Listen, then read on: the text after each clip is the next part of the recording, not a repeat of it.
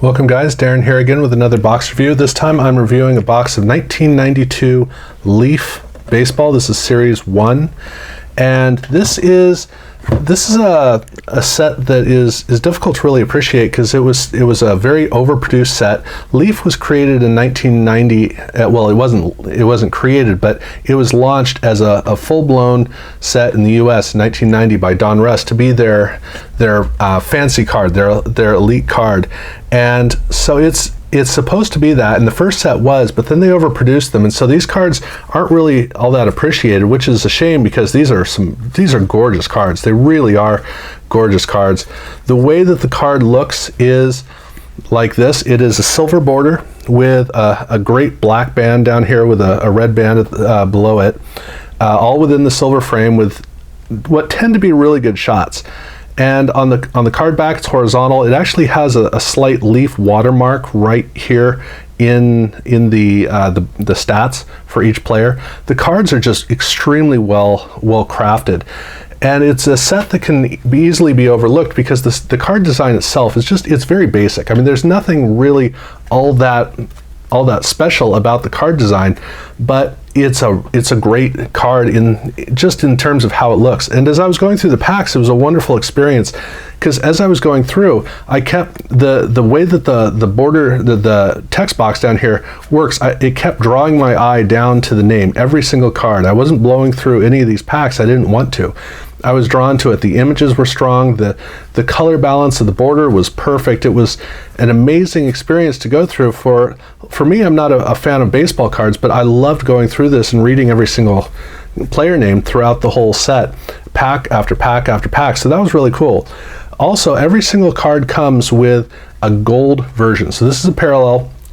Every single pack, all the packs are 15 cards, and every single pack has one of these. So it's 14 regular cards and one gold parallel. So the parallels are fairly common, but they're not too common, so that the value still holds up pretty decently. They're really exquisite because the difference between the silver and the black is very bold, and the black has some gold foil on it, which is great. They get rid of the team logo and just put this little baseball element in it, which is really cool. The card backs likewise are really impressive in terms of the way that the gold looks. So every single pack comes with one of these, which is a great addition to the experience of going pack by pack by pack. The only problem I had was that when you open the pack and you pull the cards out, the cards come out with the gold card on the back side. You're basically always pulling them out from here. So instead of discovering the gold card at the back,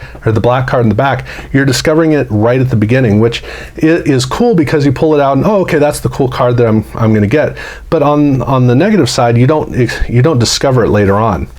And I got some really good, I got a couple of really good ones. I got Cecil Fielder, George Brett, and the checklist, the way the checklists are done is the front of the card has no image, but on the back of the card, it does have a player. And so I got the gold version of black or gold, however you want to look at it, of Nolan Ryan, and I also got Cal Ripken Jr. in checklists. I didn't get the regular cards in the set. I got the checklist of them, but George Brett's still a really good pull out of the box. Other than that, I got 32 basically regular players, nobody really of any note, but I did decently enough. As far as I'm concerned, I batted for the average in terms of getting 4 cards that were well worth it. And like I said, I got Ripken and Nolan Ryan as checklists, but I still got them. And then randomly in the packs are the gold Leaf rookies, and these cards are, none of these guys are stars. Pedro Martinez is the only real star in the Series 1 of these. I got 6 out of the set, which was, it was great. Interestingly enough, the way that they package the boxes, all the numbers come in order, which this happens from time to time, and so I got cards 7 through 12. Had I gotten the other run, it would have been 1 through 6, and then I would have gotten Pedro Martinez, so I got kind of like one box off, but they do show up in that way, so there is an order to the way that the cards end up in the box. And if you go down through each of the 4 columns of nine packs, the gold cards actually line up at a rate where the numbers show up 1 every 6. So you've got 59, 54, 49, 44, 39. The way that those numbers line up shows that they are basically all related.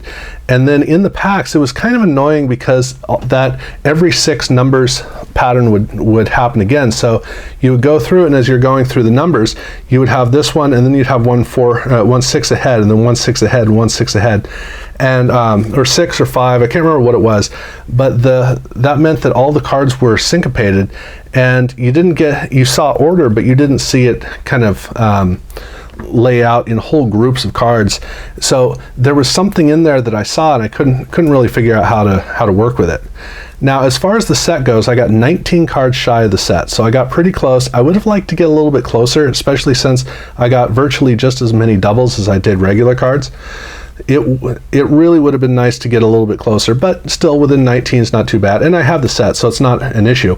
And I got all the cards of note. So you already saw Mark McGwire. I got Roger Clemens. I got Nolan Ryan, Cal Ripken Jr., Don Mattingly, Kirby Puckett. The checklist of Nolan Ryan and of Cal Ripken Jr. Frank Thomas also has one. I didn't pull that out. Tony Gwynn and George Brett. So those were the cards. Ken Griffey Jr. is in Series 2, as is Barry Bonds. So they don't factor into this set. As far as the doubles go, I got another McGwire, another Mattingly, another Ryan, another Cal Ripken Jr.